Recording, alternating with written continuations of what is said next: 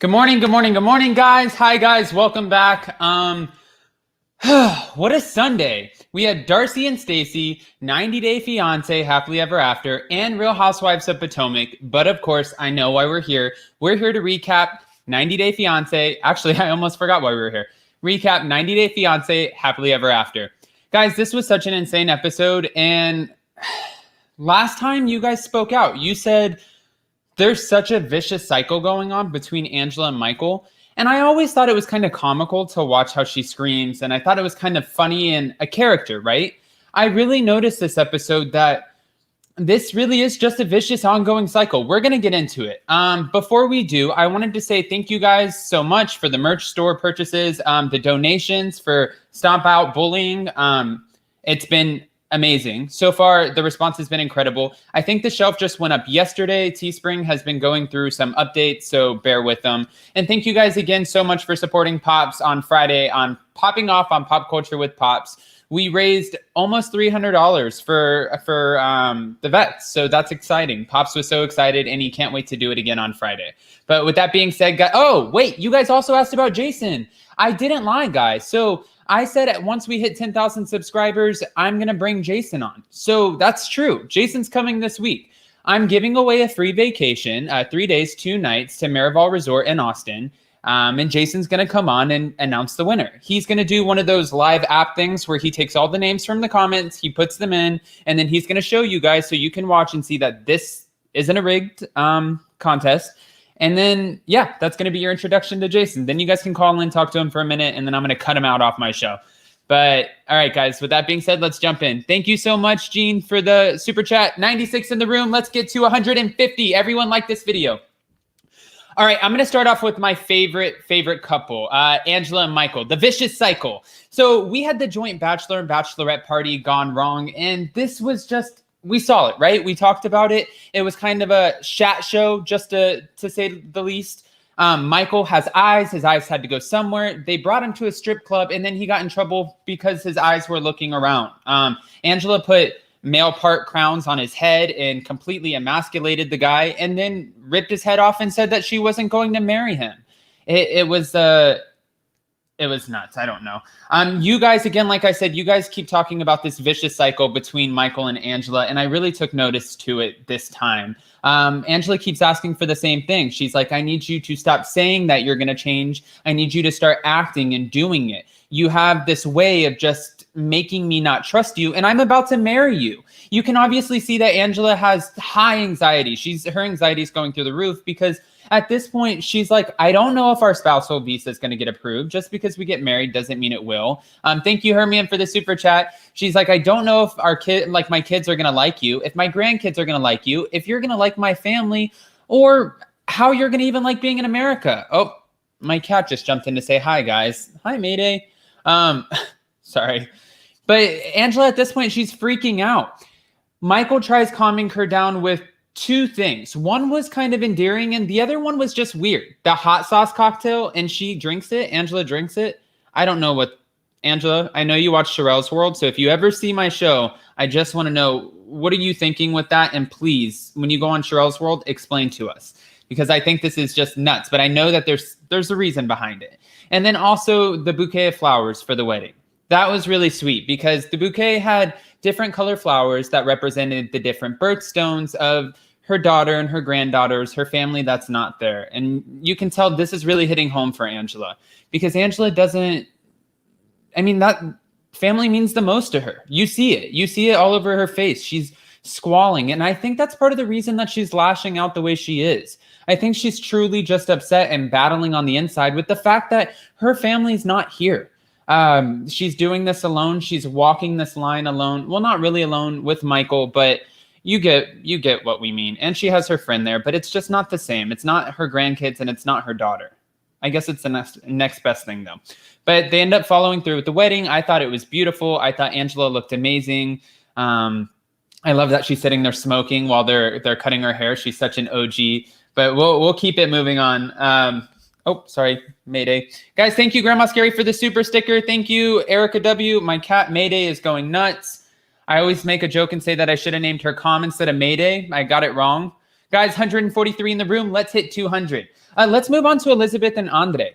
So Chuck, Charlie, and Jen are messy. Chuck, Charlie, and Jen went digging. We saw them on the last episode go and reach out to Marcel, right? So reaching out to Marcel, trying to figure out why exactly Andrei left Moldova to go to Ireland for this new job. Why did he leave the police force? So on Andrei's reasoning is because the police force is corrupt. He said that he either had to get in line and get corrupt with them. He could potentially today be driving a $100,000 car, or try to do it his own way and be framed and potentially spend the rest of his life in Moldovan prison. Now, Chuck and Charlie, they're still skeptical. They said they feel a little bit better, but they're definitely skeptical as to the whole story, I guess. What I don't really understand, though, is the aggressiveness of Jen. Listen, Jen, okay, listen. That is your niece's dad. They're already married. They're married in America. This is kind of like a bonus wedding. You have to kind of back off a little bit, sister. We get it. We get that you don't like Andrei. But if you don't like him that much, don't show up to the Moldovan wedding. We get that it's your sister, but at this point, it's kind of annoying. It's annoying for us to watch, and I'm starting to agree with Andrei a little bit. He's like, why do I have to explain myself to you? I wouldn't explain myself to Jen. I would be like, kind of piss off. And no offense, no disrespect to Jen, but it's becoming like it's too much. Every single one of them, like he can't even enjoy his own wedding vacation. That's all he's going to remember from this anyways, even if it is a beautiful wedding that Chuck paid for. Yeah, even if it's a beautiful wedding, the whole thing is going to be remembered as this tumultuous, dramatic thing. I don't know. I don't feel too great about it. I think that Elizabeth's reaction was interesting because she completely acted like she was blindsided by the whole thing. She didn't know that Andrei was forced out of his country. She didn't know why. And she said that Andrei gave her a completely different story. Now, whether or not that's true, we don't know because honestly, Andrei was convincing. He sat there standing in his conviction, like just saying, Libby, we talked about this. I said to you, I told you exactly why I left my country. And that's how he said it, just like that. I'm not making fun of him. I was trying to do my best accent. Actually, I do really bad accents. But my whole point is he's saying that he told her. And she's like, no, that's not, you didn't tell me exactly what happened. You're coming up with this whole new rendition of the story at this point, and I don't know what to believe. So, Andrei, let me tell you how this is going to go. Either you tell me the 100% truth of what actually happened, or we are not getting married. I'm calling off the wedding. It's not happening. He's like, no, listen, I told you the truth. And I got to stop doing that. But, listen, I told you the truth. And she's like, you didn't tell me the truth. You didn't tell me the truth. So now, Andrei, here's your time, your chance to really man up because you're not paying for the wedding, so you really don't have anything out of your pocket to lose. It's just kind of your pride because your whole family knows that you're having the Moldovan wedding at this point. And if you were chased out of Moldova, wouldn't it be kind of bad to invite your friends and family, some of which are in the police force, to your wedding if you weren't supposed to be in Moldova in the first place? Because wouldn't they know that you were in Moldova and then want to come after you and try to frame you anyways? I'm a little bit confused about this storyline. But I have a feeling this is reality TV and it's national TV. Somebody will eventually come forward. Something more is going to come out, and we're going to find out probably on the next season of 90 Day Fiancé, Happily Ever After, because we know that they're going to probably be back. Guys, 197 in the room. I love that. Everyone, please like this video on your way in. Let's hit 250. I'm so excited. We have a big week coming up. Let's continue through these couples, and then I'm going to take callers at the end. I'll drop the link soon, and then I'll tell you exactly what we have coming up this week. But let's go through, let's finish Elizabeth and Andrei. So I did want to talk about a few things that were a little bit funny to me. Chuck's swing on the boxing glove, that was a little bit silly, especially when Jen had a harder swing. Chuck, you talk a lot of crap for somebody who has a weak swing, and it just makes you know, Andrei, man, like if Chuck and Charlie keep coming at him, I feel like he's going to be like that guy that goes full force, like both arms out and hits the necks of both of them. And they both just kind of like fall forward, because this guy's massive. Andrei's a big dude, and they keep just trying and prying and reaching at him. And I'm not saying I condone violence, but I could totally see it happening, just like I could see Kalani dragging Asuelu. Sister Tammy. Yes, Asuelu's sister Tammy. That's who I meant to say. But before I go on, I just want to say that Andrei did explain that the Moldovan police force is like the mob, that, you know, it's kind of a dirty game over there. They don't make a whole lot of money to survive off of, so that's just how it goes. They're corrupt. He didn't want to live a corrupt life, so he ended up leaving. He chose a better life. Now, whether or not we're buying that story, that's up to you guys. Again, I think we'll find out more in the future. All right, guys, thank you, Mirielle. I want you to call in one day, Mirielle, because I don't know if I'm saying your name wrong. It's either Mirielle or Mirielle. Thank you guys so much for the support. 220 in the room. I love you guys. I'm in such a good mood today, and we have so many videos to do. We're doing Darcy and Stacy. I have Sherelle's World Breakfast Tea, doing this, and then I also have an interview to prepare for, so it's going to be a big day. I'm in a good mood. And happy Labor Day, guys. Happy Labor Day and happy Labor Day weekend, even though the weekend's over, but you guys can still have a good vacation day. Oh, I'm choking. All right, guys, let's move on to Kalani and Asuelu. So Kalani and Asuelu literally had the worst vacation ever. This vacation was absolute shit. Safe to say, Kalani doesn't like Asuelu's family, but there's good reason. Asuelu's family is like just a bunch of little Samoan mobsters. They're just on it. They're hitting them up for money, and they're like, do you know who they remind me of? If you guys ever saw the Proud Family, if you guys remember the sisters that were blue that would beat up on everybody, that's who they remind me of. You guys, somebody remind me of it. I know you guys, 212 in the room, you guys know who I'm talking about. But Kalani and Asuelu, they're not getting along at this point, and Kalani doesn't want to be married anymore. She pretty much says, listen, we're going to go see a therapist, or this isn't going to continue. I can't continue to live like this. Now, granted, it was Lisa, Kalani's mom, who convinced her and said, hey, don't give up on your marriage just yet. Don't act hasty. You know, come back to Utah and think about it, and think about exactly what you're going to do moving forward, right? So that's exactly what she does. And she has the hard conversation with Asuelu saying, hey, we need to see a therapist. Now, in Samoan culture, they don't really see therapists. It's kind of, I'm man, you're woman, you are down there, I'm up here. It's just like that. Kalani's not down for that. So we have to come up with a compromise. Asuelu's compromise is a little hilarious because he doesn't want a white therapist. He wants a male Samoan therapist who is going to talk and understand his perspective. Realist, Kalani is like, listen, we're in a small town in Utah, and the chances of you getting a male Samoan therapist are probably slim to none. Probably about as big as Colt's. We'll get to that later. I couldn't resist that, guys. But probably slim to none. She did, however, end up getting a Samoan translator, so I thought that was a good step in the right direction. And I thought the therapy session went great for them. I think having both the male and female energy to really counteract, especially because Kalani and Asuelu have completely different energies, and to really sit there and understand both sides and both cultures, where Kalani comes from as equal partners, as opposed to where Asuelu comes from as being like the dominant male, and like woman is Serbian, right? This was good for them. They gave them homework, and they get kind of write down everything that works for them in the house, what they want to do, what they don't want to do, what they want to contribute, and how they're going to make their relationship work. I thought it was a step in the right direction. And I also thought that the fact that Kalani is willing to make strides and try to make it work with Asuelu's family, I mean, of course she has to do that anyways, because Asuelu's family, you know, that's her kids' aunts, and, you know, that's also her kid's grandma. I get that, but they also have no respect for Kalani. But Kalani's willing to put that aside as long as they can show her the respect that she deserves and talk to her appropriately. She will give them back the same courtesy and try to make it work for Asuelu, because she understands that that's important for Asuelu. I think, honestly, she's so mature. I really like Kalani. I know that a lot of people feel like she got herself into this mess, and some people even react to my comments and say how much they don't like her. But I'm not team dislike Kalani. I really like Kalani. I think Asuelu needs to grow up. I think he needs to man up. But I think Kalani's doing a lot. We always see her carrying both kids, getting out of the car, Asuelu walking like 10 steps ahead of her. Like, it's kind of ridiculous, but it's okay. She pretty much said that she's giving him one last chance. He can take it, or he can take his SHIT and get the F out.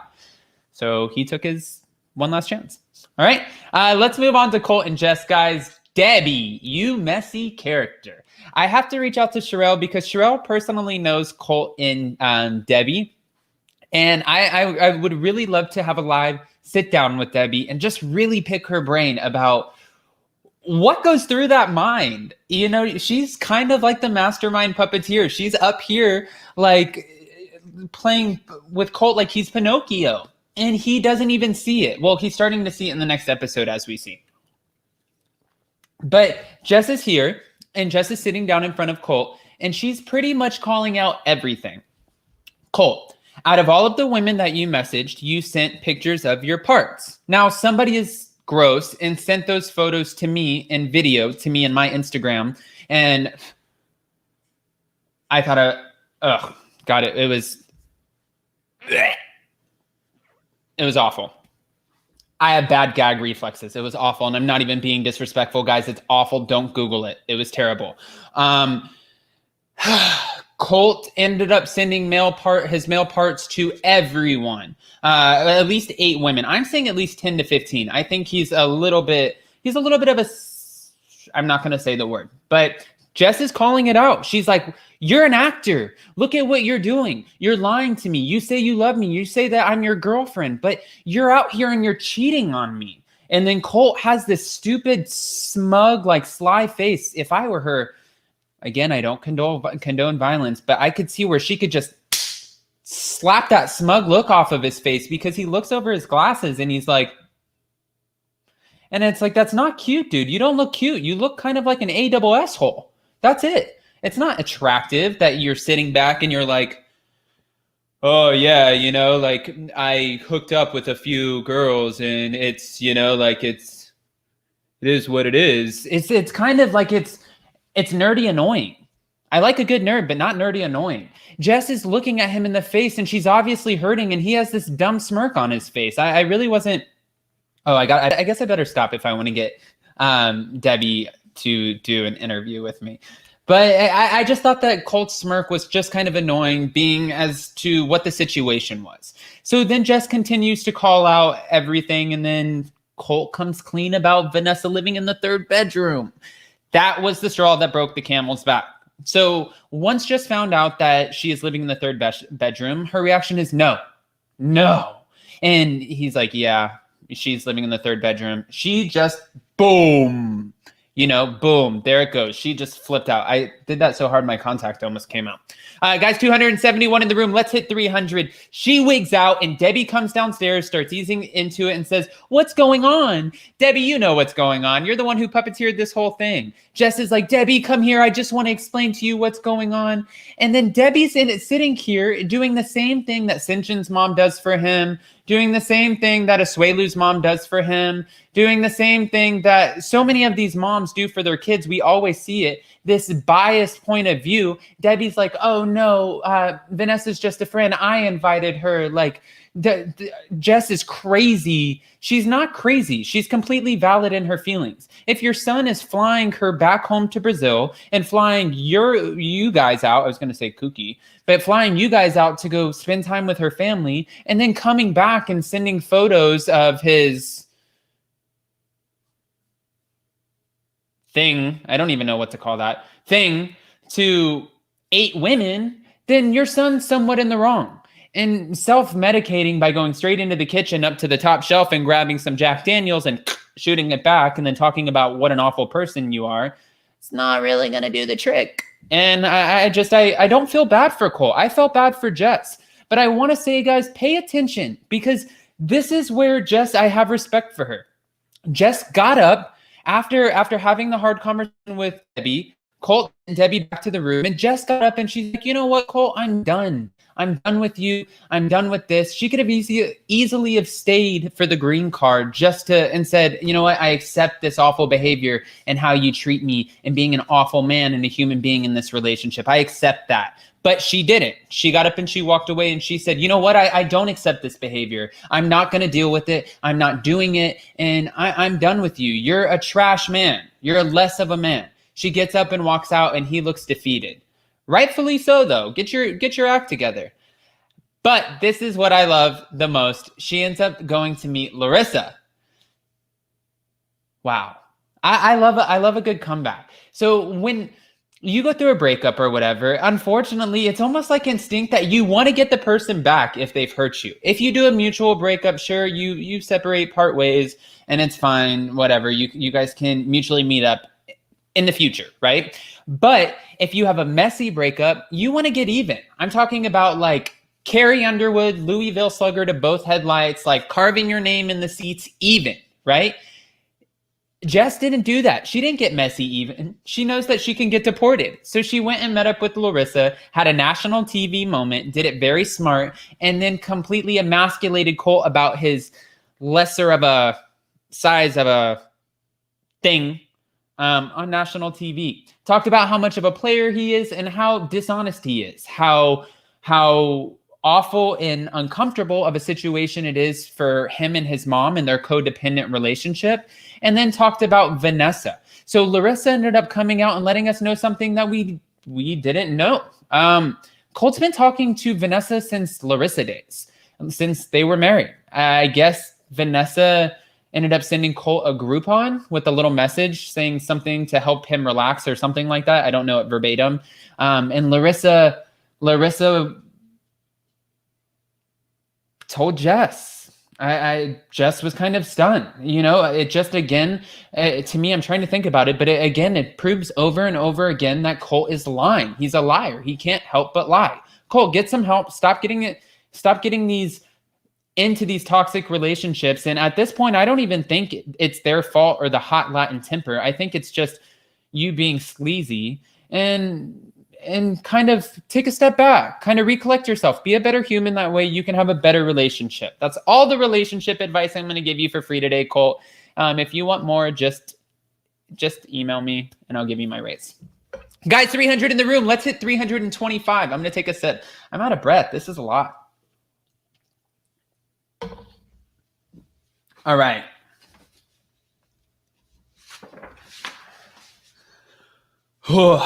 Two more couples, and then we're taking callers. All right, guys, we're going to jump into Tonya and Sinjin. Tonya and Sinjin, they're absolutely not going to work, but there was a comedic approach to this whole storyline. So I've been really bored with Tonya and Sinjin's storyline probably this whole time.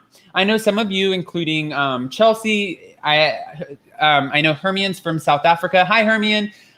Chelsea's called in. She likes Sinjin. We have a few people who really like Sinjin and not so much who like Tonya. A lot of you guys tell me that you think Tanya's annoying in my comments, and I think she's particular. I think she's her own personality. I don't know. I don't want to call her annoying because I don't know if that's necessarily nice, because I kind of understand what she's asking for. She wants Sinjin to grow up. She essentially is just saying, like, listen, I want a man that's gonna want to progress in his life and have a career and stop drinking and partying every day and stop getting so just like, I mean, he honestly does waste a lot of his time during the day. And I see what Tanya's asking for. She's asking for him to stop. He's not going to stop. So now I'm going to grab my cat here again, because she's meowing. Going out with his old roommates, James and Andrew, I thought it was funny. They kind of checked Tonya and they're like, listen, you're saying flags, red flags, red flags. I should have noticed it from the beginning. I should have known when I was asking him to change then that he wasn't going to change. James and Andrew remind me of the little vultures from the Jungle Book. I don't know what you want to do. They're kind of like the voice of reason, and they're like, listen, these guys are worlds apart. Like, Tonya, you knew what you were getting yourself into. You kind of sold yourself on this false story, this false narrative, and you knew the kind of guy that Sinjin was. Now that Sinjin has an audience with James and Andrew at the table, he overreacts, gets a little too excited, and I don't think this is cool. Tonya's at the table crying, and sure, she can definitely put it on sometimes, just like that seatbelt mess. Like, well, not the seatbelt mess, but when Sinjin pressed on the brake, but Tonya wasn't even wearing a seatbelt, so it's like, girl, pick your battle. But Andrew and James aren't going to let her sit there and bash their friend. So respect to them, I guess. Rightfully so.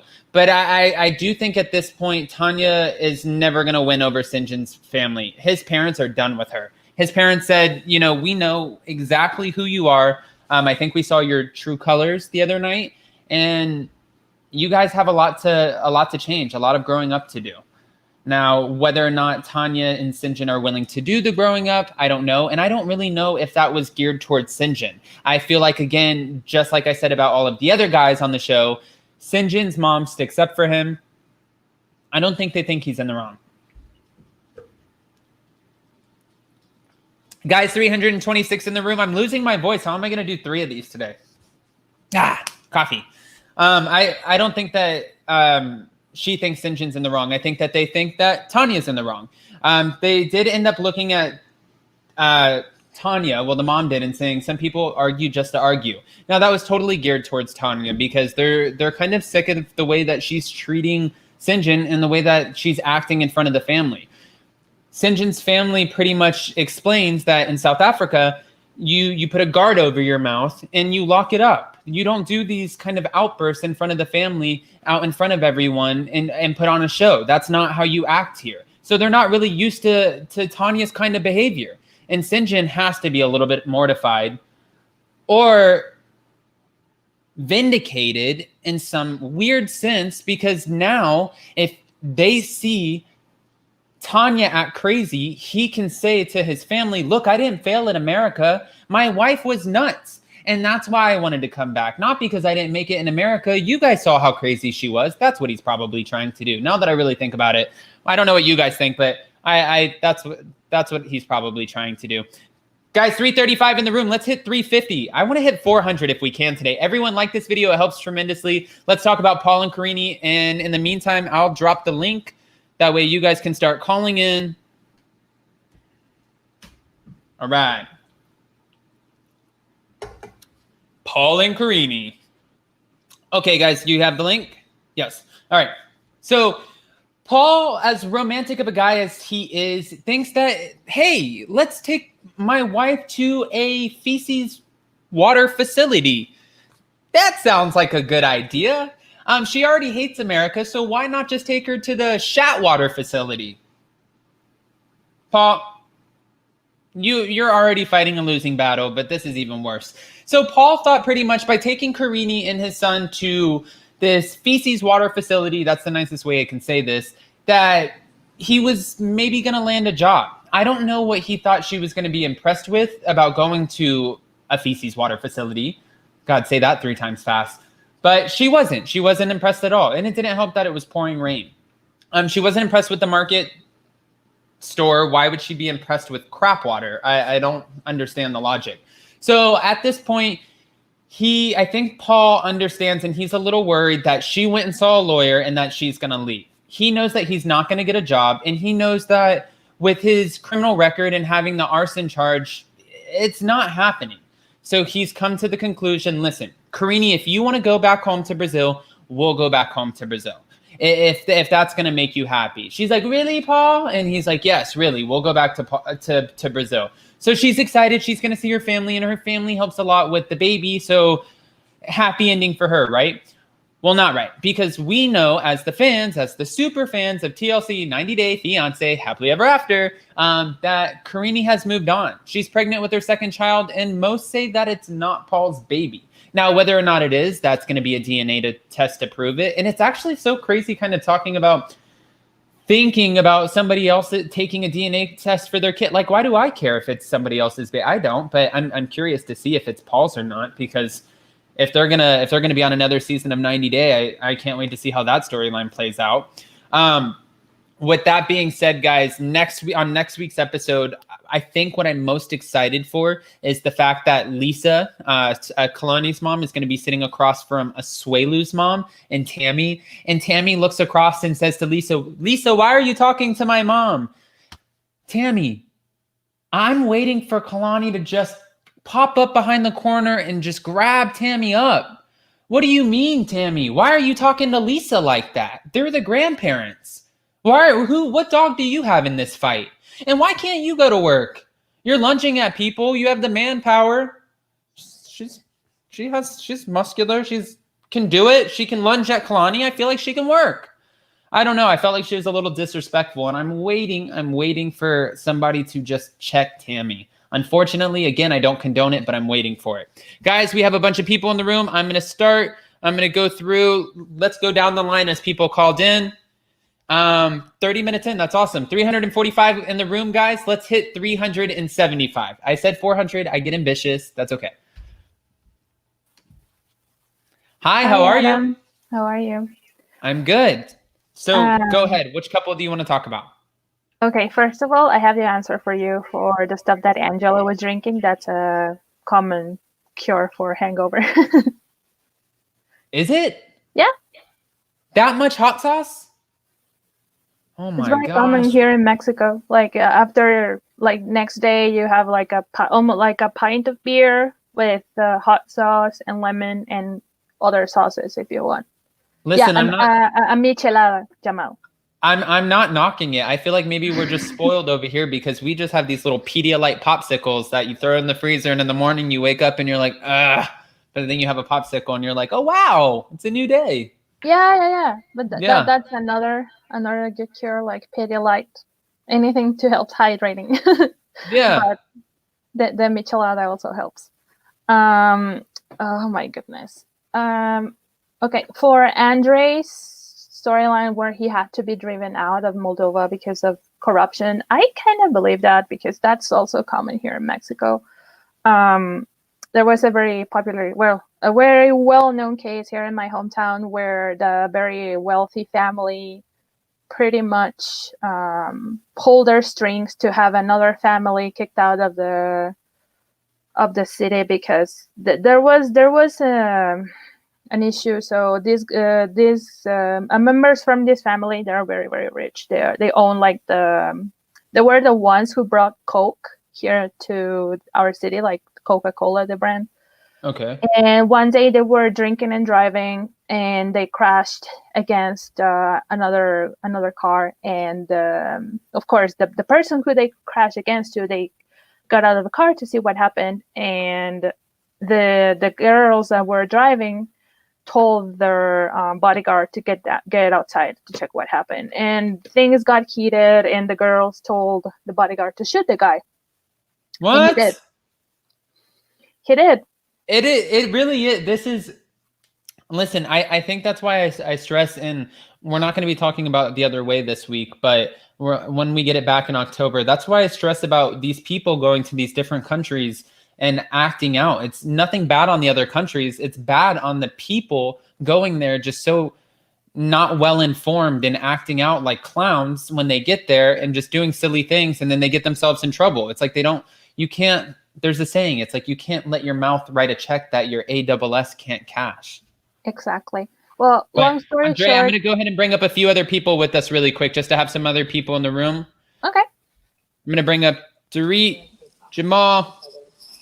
If it gets a little shoddy, I'll have to bring somebody down. But hi guys, hi everybody. Hey. Hi. Hello. All right, Dorit, I'm going to let you go first. What was your favorite part about last night's episode? Well, let's start with Tonya and Sinjin. Okay. His parents really agitated me because I feel they encourage his behavior.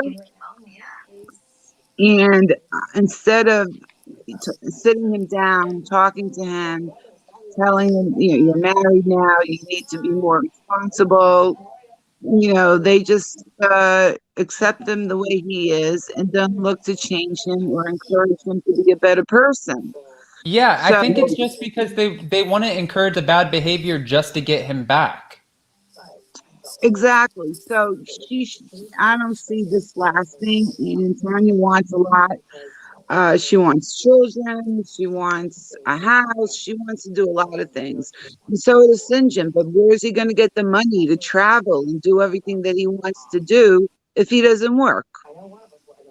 I mean, I TLC is not going to last forever. He's not going to be getting the paycheck forever. What's he going to do when that ends? I agree, and I think honestly, out of their whole storyline, I think the only people that make sense are James and Andrew, the friends, because they're the only ones who are like, look, this guy is who he is, and you're painting this false story of what you think he can become, and that's not going to happen. It's not going to happen, especially when his family encourages his behavior. And the next one, Asuelo, and oh my gosh, Kalani, Kalani, she should run for her life uh, as fast as she can because this family is going to be the end of her. oh, They're never going to change. They want money. All they care about is money. I mean, the mother even said, "I don't care about your kids." I mean, what kind of grandmother is she? it's I just want ridiculous. This money. family. And And he seems to fall in line with that. And I don't know, it's going to take years of therapy to break him out of it. Um, he seems a little slow to me anyway. Jamal, what do you think about Kalani and Asuelu's whole situation? There is just first of all, she put herself in this position, so that's number one. Let's just get that out the way. Let's hold her accountable. But he made Oswelu made a good point. Like he was raised in Samoa 23 years. You can't undo 23 years of cultural upbringing. It's not going to happen, especially when the Samoan culture is very on the opposite end of the American culture. In America, you're like most households do split the duties between the husband and wife. That's just, for us. That's just normal. Where he was raised, the man is in charge, and they take care of everything. But if you're going to stick to that standard, you need to do that in America as well, and you're not doing it. Selling yogurt part time is not taking care of your family. I So think the therapist he's had the best contradicting himself. solution. Was the writing on the paper, like what you feel like both roles should be, and then coming up with a compromise. Exactly. That's the only way it's really gonna work. But the problem is also is that Kalani is the one doing to me the bulk of the work, the bulk of the compromising, the bulk of the fixing. He just feels like he doesn't have to do anything. He says like, okay, yeah, I'll go, but he doesn't put in the work. And I think You, that's where the bulk of her frustration is coming from. and I just this Jamal, kind I of just agree with you. I'm sorry, Adam. I agree no. with you full heartedly. And as a woman, how do you respect a man that wants to be the head of the family and call the shots when he's not supporting the family? Put up or shut up. If I I I think have that's yeah. to, what if I have to Lisa. be I the think honestly, breadwinner, now I can see though why Kalani's family they see that their daughter does the bulk of the work and that he does nothing, and that now sitting across the table from his family who's like, well, you have a Samoan dad. They're like, what the hell are you talking about? Your kid passes yogurt and does nothing, and you want us to send you money? But also the thing is, not in his defense so much, but from an understanding standpoint, I can tell that no one, even among Samoan culture, no one really taught him how to really be a man, so to speak. Because when he was in Samoa, it seemed like he worked at the resort, but lived with his parents and gave his parents his whole paycheck. That's not really teaching your child how to be a natural man, what a man is supposed to do. Because he was living at home, giving them money. They never told him like, okay, so when you live on your own, you're expected to work, but also help us out. So there was no teaching there. So, but the second couple I want to talk about is Tonya and Sinjin. So I understand what Tanya's saying, but I also understand what his friend is saying about the red flags. With Tonya, my issue is this: with all of these things you want to do, all these plans that you are making, all this ambition you say you have, you are still an unemployed bartender just like Sinjin. So, how are you going to criticize him for not going She at your wants to be a pace? housewife. She just picked the wrong guy to make her a housewife. True, but she was talking about she wanted like, but she, remember when she first started the season, she was talking about like how She wanted a career. She wanted children. She wanted this. She wanted that. And ma'am, you couldn't even get a shed together a month before he arrived. So that's a red flag on her end. You procrastinate. You procrastinate too. Yeah, you have a bad leg or ankle. There's no reason why you couldn't have got online, found a job that's remote, and make some money. Because seriously, as a grown woman, when you feel your husband is not really doing what he's supposed to do, it is your responsibility to step up and do what you need to do, at least for yourself. And then from there, you are to encourage your man, like, hey, you're not doing this. How can I help you? And she's never asked him once, how can I help you? It's all about like, I want this, I want that. This is my timetable. But ma'am, you can't have a timetable with no job. I need you to start there first. I agree. Jamal, Doree, Andrea, I'm going to go ahead and drop you guys down to take up some more callers really quick. And then Hermione, I'm going to let you take the floor and then stay in and I'll bring you guys back up at the end. Sounds good. All right. Hi, Hermione. Hi, Adam. How you doing? I'm doing good. I'm going to bring up Ava and Lady O. Hi. And Hermione, you were sitting so patiently in the room. I'm going to let you take the floor and go first. Okay, I only want to discuss two couples. Okay. The first one, Colty, who thinks he's a stud muffin. I think he's gross. And I hope you didn't get a hold of those photos. Oh, I did. A friend sent it to me. And I'm actually still looking for his wiener. No, that's awful. No. Where is it? Oh my gosh, I don't even want to talk about that. I thought I was going to vomit. That is so disgusting. This was just such an awful photo. I can't even talk about that. But the point is, I think I was so, just to piggyback off of that since you brought them up, I think it's actually kind of respectful the way Jess got even. She didn't get messy. Like Larissa would have taken Colt's face and slammed it against the wall. Jess ended up just embarrassing him on national television, talking about how small his package is. No, it's true. But you know what? I've always actually been a Larissa fan. She didn't know she was marrying the Bates family. For me, they are really psycho. And I actually understand now why she really wants a boob job.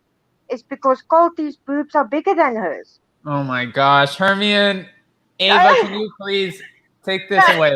How do you feel about Colt Jess? I can't stand Colt. Like, I think he's creepy in all ways, emotionally, physically, in every way. Like, honestly, since I've been watching the season, from the last season with Colt, I've noticed that this guy, he's very manipulative. Like, I'm not a psychologist. I can't diagnose anyone, but sometimes he seems like a sociopath to me because, like, when he talks, it's like his emotions are totally fake. Like, whenever he talks to Jess, like, oh, I love her. And when he said, oh, I sent these women pictures, I feel so embarrassed. It's like, in the face, when he's looking at her in the face, it's almost like creepy. Like, again, I'm not trying to be disrespectful, but we're watching the same thing. You signed up for us to watch you, so now we're talking about it. That's it. So it's not disrespectful. But the way that he's looking at her in the face and he's like, just kind of like, I reached out to girls and this and that. And he just has this smug, punchable face. Yeah. And again, I don't condone the violence, but he has this smug face. And then he's like, he's talking about in the confessional outside when the producers pull him out, he's like, Jess is overreacting pretty much and she's flying off the hinge. And it's like, what are you talking about, dude? You're an ass. And he kept, I think the last episode, he kept blaming it on her, kept being like, well, you did this to me and stuff like that. And I'm like, well, this guy, because with all the domestic violence with Larissa, I know there was some talk like a year or two ago about how Colt perpetrated it, and I believe her. I think Colt perpetrated all of those arrests. Like instigated all of it? Agree. I'm surprised that he didn't call the cops that just threw her chancla at him. I think he would. Well, I think because he wasn't in his country, he's not stupid enough. Like, listen, exactly how he played that game with Larissa in America, and she wasn't in her country. That probably wouldn't have worked in his favor, being in Brazil, had he have called the cops. Yeah. And being this big guy, and her being like, "Oh no, he attacked me!" Like that probably would not have worked out. Lady O, I know you're in the room. Please sound off on the Colt and Jess thing. Okay, so guys, I have a different realization from last night by watching Cole. Do you guys remember the couple, Ricky, who said he had a divorce and he went to Colombia to meet with that girl, Jimena? Do you guys remember her? Yes. So it came out that Ricky was never the divorce and that his wife and him had a scheme to just make money and go in 90 days. And they used that girl, Jimena, to make a couple $1,000s. And I do believe that Debbie and Colt are doing the same thing. I think that he had Vanessa on his roster the whole time and that he used the show and these foreign girls. I remember Auntie Andrea, she's in the chat, big up Auntie Andrea. She was saying that she saw an interview from Colt that said that Colt loved exotic women and all this BS. I think it's all ploy. I think he had Vanessa the whole time, and to stay on the show and to get on the show, he uses these foreign women to sex them up. He dangles the green card, never intending to. Vanessa? Well, she's trash, but that's not the point. You know, because listen, she's living. Because listen, she. Y'all know I got the New York mouth. Okay, so listen, she's getting a piece of the check. So let's factor her out because she's living in the house, right? So she's benefiting off of whatever little check they're getting from 90 Day. My whole thing is he's using these women, getting the hot sex from them, and then when he realizes that he doesn't want to go through with the K9 visa because once you do it and you apply for someone, you have to wait like 2 or 3 years to get another one. And I think right before they really look for him to commit, he finds some reason to gaslight them and pull out. No pun intended, because he doesn't have much to pull out. But anyway. I was about to say, you got to put in first and pull out. And no, I'm just kidding. God, you're making me messy. Okay. So I really do. I felt bad for Jess because Hermie is crazy. So it brought me back to the episode. It brought me back to the Jimena episode when I saw Jess was really genuinely crying. And I said, oh my God, that reminds me of when Jimena was told by Ricky that he really came there to see that girl Melissa and this and that. And she was so hot. And I was like, you know what? This girl is really crying. And Alabama camper, she said in the chat, like, he didn't even care to walk her to the door. He didn't try to stop her. He just let her leave. And then he shut the door right behind her, like, okay, on to the next one. Who else am I going to use next, you know? Yeah, he's like, all right, well, that gets us almost to the finale. So, guys, I gave you the content that you needed. I'll start working on next year's storyline. And you guys... Yeah, I'm going to bring up, I have Pearl also patiently waiting down in the waiting room, so I'm going to try bringing her up and seeing if we can do 5, and if the mic gets shoddy, then I'll just go ahead and drop someone and bring everyone back up. Hi, Pearl. Hey, Pearl. Hi. Pearl, Hi, since you just got here, first of all, guys, happy Labor Day, everybody. But Pearl, since you just got here, we just had 404 in the room. Everybody, thank you so much, and please like this video. It helps tremendously. Pearl, what couple do you want to talk about? Well, 2 people really, Colt and Andrei, right? So let's start with Colt. I completely agree with you, Lady OG. Colt used Jess for a storyline. Can you guys hear me okay? Because it's breaking. Yeah, we can hear you. Yeah, we hear you. Yeah. Okay. Yeah, I think Colt used Jess completely for a storyline. He was never interested in her.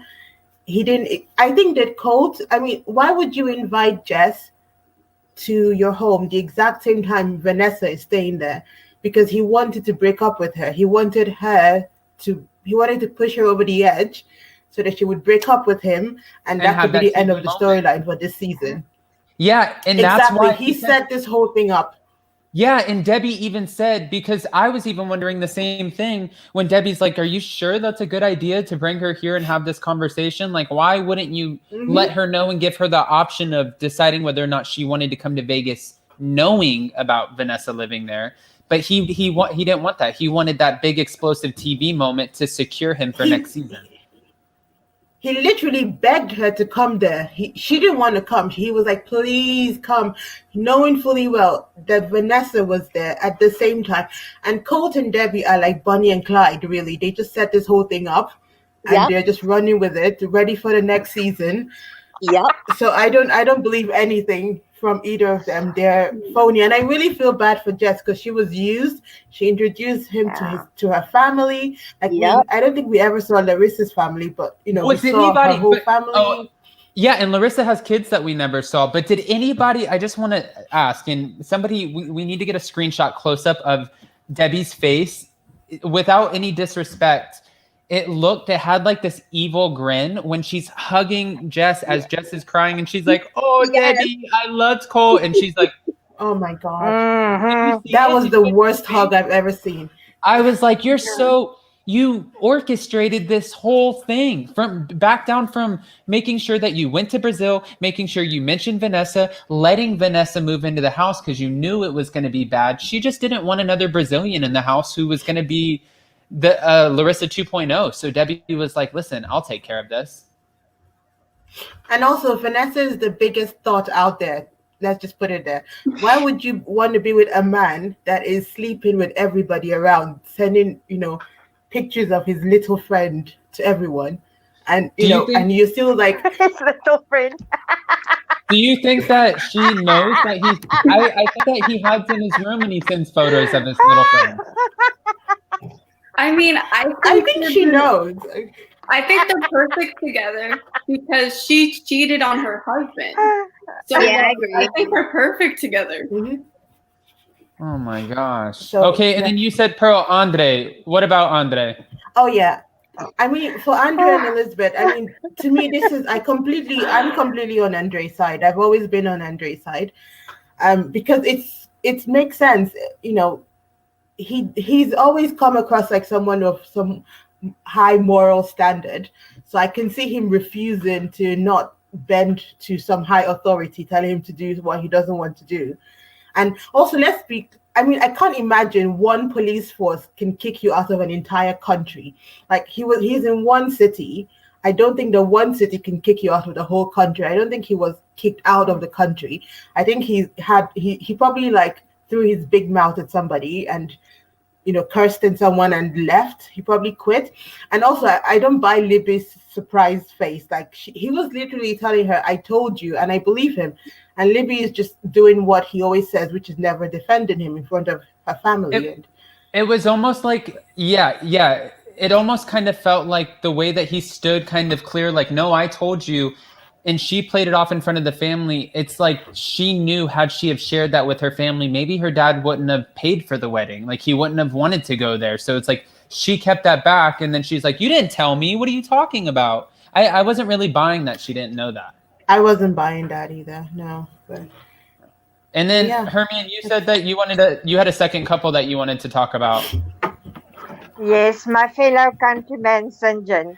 So don't think because he's from South Africa I'm on his side. Okay, That's no one held a gun to his head when he said I do, or tattoo, or whatever it was. But I looked it back now a couple of times, and I think Tanya's got a self-victimization disorder. Because what she does is she lashes out, then she wants Sinjians to feel guilty for her, and then she wants to manipulate all the others around her to feel and get sympathy. And that's where she went wrong now with South African culture. Because you ain't going to get some sympathy from a South African mama if you are speaking that way to the son. I thought it was funny. I thought, honestly, James and Andrew, I thought that they were the best part of this whole thing. Like I said, they were the best part of the storyline because I think at this point, they're the only ones who are being real about what the situation is. They're identifying Sinjin for who he is, who he says he is, and he's not saying that I want to change for you or I want to go live this American dream. And they're identifying that Tanya's the one who sold herself on this whole false thing. So it's just like at this point, I'm just team James and Andrew. I agree. I'm over Tonya and Sinjin. And his they're parents not gonna are work. probably enablers. Yeah. I think they give him money. Yeah. Hermione, Ava, Pearl, Ladio, I'm going to drop everybody down and stay on, and then I'm going to do my really quick 30 seconds for everybody. Boom, boom, boom, and goodbye. Okay. Only because, here, I'll see you guys in 2 seconds. Okay, Pearl, Ladio, Hermione, everybody stay on. All right, guys. So I'm going to go ahead and do the 30-second goodbyes because at 12 o'clock, we're going to be recapping Darcy and Stacy. I know we didn't last week, and I asked you guys in the poll, do you guys want to? And most of you guys said no. And then I got comments and messages all week asking me why I didn't do Darcy and Stacy. So now I'm listening to you guys. I'm going to do Darcy and Stacy, see how you guys feel about it, and see what the response is. I'm doing Darcy and Stacy recap episode 4 at 12 p.m. PST. So literally in like an hour and 5 minutes. I'm going to go get some water and some more coffee probably. But with that being said, guys, 428 in the room. I think this is the best response we've ever had. Please like this video. Thank you so much. It helps tremendously. Let's do our goodbyes. As I bring you up in the room, you don't know who you are. You get 30 seconds to tell us what we're looking forward to most on the next episode. We already talked about this episode. So remember, the next episode, we see Paul and Karine. They go to the airport. Paul can't find the passports. Did he plan that? I'm not sure. We see Angela and Michael. Obviously, we got married. What was my favorite part? Oh, Lisa and Tammy. The Lisa and Tammy thing. That's what I'm most excited about. But anyways, I want to hear what you guys are. So here we go. All right, first, Carla. Hi, Carla. Hi, Adam. Hi, Carla. Happy Labor Day. You have 30 seconds. Go. Okay, next week. What am I looking forward to? I am absolutely looking forward to actually seeing Karine go back to Brazil. If she can get back without Paul, that'll be awesome. But if not, it is what it is. Because she really does need family support. She is a complete loner out here. Like, Paul's mom helps to the best of her ability, but she's steady having to discipline her own grown son, because Karine really can't do it for herself. So she's stuck in the middle, and I kind of feel sorry for the mom. I almost feel like Karine might be safer in Brazil in those conditions than she is actually with Paul. Paul's unpredictable. Yeah, I feel like Paul's a little bit unpredictable. Mayday! Gosh, she's a nut job. All right, Carla, if you're around later in an hour and a few minutes, hour and change, we're going to be doing Darcy and Stacy. So we'll see you then, maybe? I'll be there. All right. All right, so next we have Lady O. Hi. Hi. I agree with Carla. I definitely look forward to see Karine back in the safety secure with her family, but I just don't think it's happening. But my biggest thing is I want to see Kalani's dad, Lou, and his wife confront Tammy and the gang. And I want to see Kalani, even though we always say she put herself in that situation. She tried to make a vacation fling into a household, and it doesn't work for everybody. I want to see her just come to the conclusion that, you know what, her and her quote-unquote husband have different standards and ideas of what a marriage is, and they're not going to work. So I think she should just, last episode finale, file for that divorce, keep it moving, have an amicable split, and that's it. Yeah, you'll still score at least one more season of us watching you navigate the single life. And yeah. What did you think, though, really quick? And I know this is running over 30 seconds. I'm sorry, guys, but I'm curious your thoughts. What did you think about Tammy addressing Lisa across the table, asking her why she's talking to her mom? Tammy's out of place. She is putting on for TV. She's trying to get the ratings. There's no way I believe that she is really that disrespectful of a woman, or she is just trash. So either way. You can't ask for respect and then be that disrespectful. I agree. Yeah, she has no character on there. I hope that's not how she is in real life. All right. All right, Lady O, thank you so much for calling in. We're going to go on to the next. All right. All right. All right. My own music. And now we have Dorit. I have to say that Lady O is beautiful, first of all. Aww. And I agree with her. I'd like to see what's going to transpire with Kalani and Asuelu. Okay. Definitely. Like I said before, I think she should run for her life. And I'd love to see the therapy session and where that goes. Yeah, I thought it looked like it might have a positive turn for them if maybe they continue to keep going to it and doing the little homework projects. It just kind of seems like I get Asuelu. Everybody like makes fun of him and says that they feel like he's a little off or whatever the case is, but it just maybe guidance might help him. Like if someone is telling him what to do and just kind of like putting it and lining it up for him, and I know people shouldn't have to do that. Kalani as his wife shouldn't have to do that, but if a therapist is doing it, maybe it'll help. It's going to take years of therapy. This is not a quick fix. So Yeah. So we'll she see better what be in it for the happens. long haul. Yeah, it is. And it depends if she's in for it. You know, is she going to continue on and put up with it? And another thing, so he's got a part-time job, you know, with the yogurt. Why can't he get a second part-time job? Why I does agree. she have to work? Why doesn't his family say, okay, you have a part-time job, get a second one and send us money? Why is Get a it on full-time job. Kalani? Yeah. All right, Dorit. Well, thank you so much for calling in. If you're around later and you just want to shoot the shot about some Darcy and Stacy, we're going on at 12. Oh, I'd love to. All right. See you in an hour. See you in an hour. Bye. All right, guys. We have a few more in the room to say goodbye. All right, Andrea. Sorry, Andrea. I was on mute. Okay, so I know that this is not gonna happen, but I actually would like to see Debbie and Colt going to therapy because I think their relationship is messed up. I think Debbie is so full of ish. The toilet's jealous because there's no way that someone can be that evil, you know. And I deep inside, I think that Colt kind of resents her because she's kind of the one that it's like keeping him to have like a normal life, and therefore he has like so many crazy behaviors and things. I don't know. Like, well, what's eventually going to happen is I feel like Debbie's fighting so hard because she doesn't want to live the rest of her life until the end alone. And she feels like if some woman comes into Colt's life, that's exactly what's going to happen. Because Debbie she's dependent on Colt. She doesn't want to get married again or anything like that. But then unfortunately, what's going to happen is 30, 40, hopefully 50, 60 years from now, hopefully Debbie has the longest life ever, but God forbid that day comes, Colt's going to be by himself and not have Debbie in the house and not have any kids or a family or anything like that. And then he's going to have a very sad existence because he's going to be so dependent on this mother relationship. Yeah, and then we're going to see the remake of Psycho with Debbie. Yep. Debbie right next to the casino machine.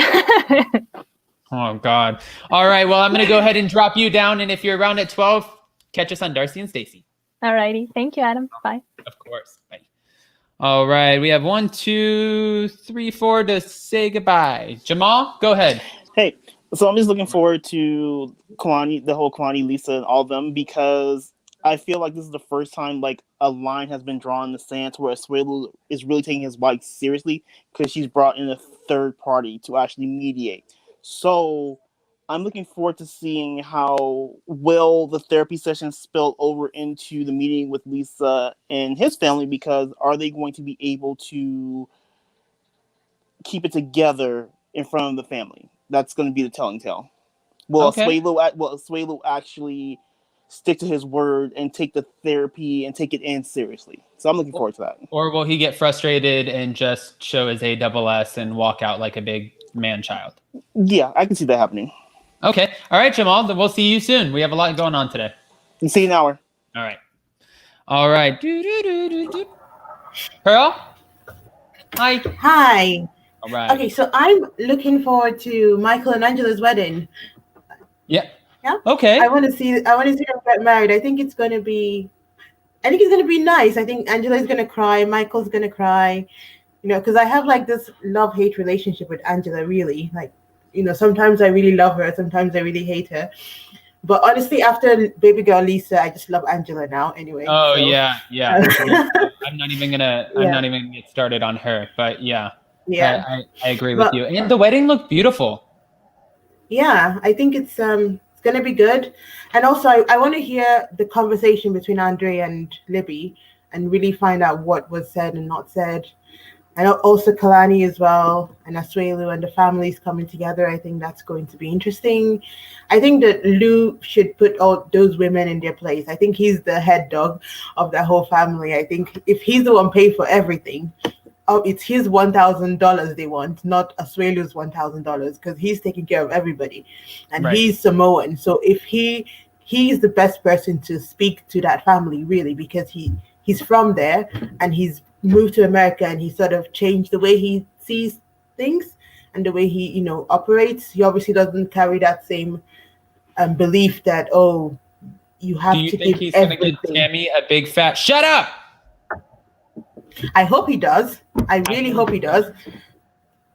I hope he does, because I think that if they talk smack to Kalani's mother, he's gonna stand up for her. I think he's that kind of person. So I'm interested to see how that goes. Yeah, it should be good. Pearl, thank you so much for calling in, and hopefully we see you in an hour. Oh no, I don't watch Darcy. Oh, then we'll see you later.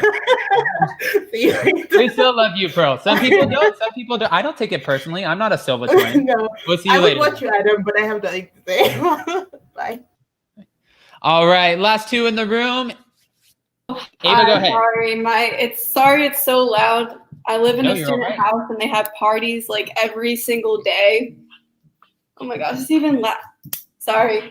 No, it's okay. I'm trying to go in a room where it's quieter. It's so loud. Sorry. I'm looking forward to Kalani and Asuelu. I wish Lo was there, just like what Pearl said.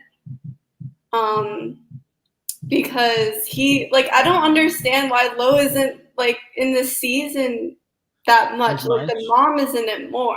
I feel like, especially because this season with them is more about cultural differences and all that type of stuff. I feel like he would be such a good person to be in a lot of the episodes. See, I think what people think, though, is that he's so exciting and that he makes for great TV, but he's just kind of look, dude, this isn't made for TV. Yeah. This is real. If you mess with my daughter, I'm going to break your face. I think he's just kind of I'm not trying to put on a show for you. I'm being serious. Don't let the cameras fool you. I'll break the bark off the tree with your head. He scares me. A little bit. But Ava, thank you so much for calling in. And if you're around later, Darcy and Stacey at 12. All right. Bye. All right. And Hermione. All right, Hello. Hermione. So what are we looking forward? End us off for the day. Well, for this hour. Can I just firstly say you had awesome callers today? Yeah. I was laughing so hard the tears were running down my face.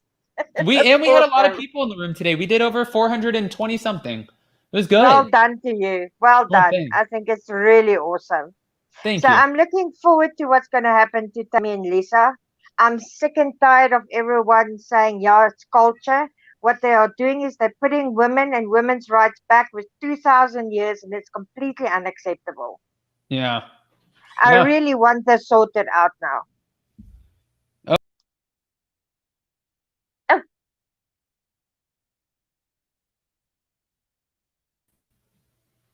I didn't leave you by yourself. All right. Thank you, Hermione. The camera. With that being said, I appreciate you calling in. Thank you for ending us off with that.